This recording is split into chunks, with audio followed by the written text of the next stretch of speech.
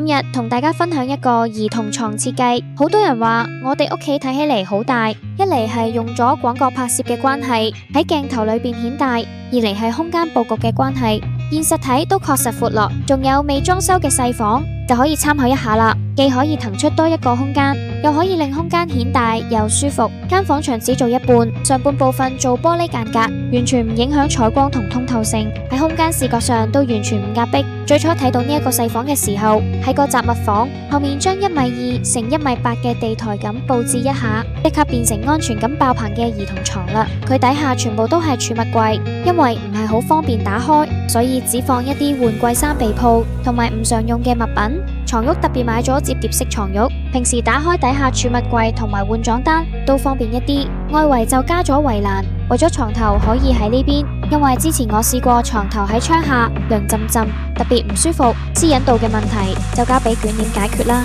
玻璃呢一面做咗全遮光捲簾，正面係太空人主題圖案，好睇又得意；背面就係米白色，簡約內睇。外面就做咗半遮光嘅亞麻簾，有一定嘅透氣性，為咗夏天嘅時候兩邊都可以吹到冷氣。牆上訂咗2塊層板，俾小朋友放少少佢中意嘅小玩具。佢對着嘅就係專門放兒童繪本嘅超薄書架，陳列出嚟易拎又好睇，6厘米寬嘅牆面，1寸亦都冇浪費。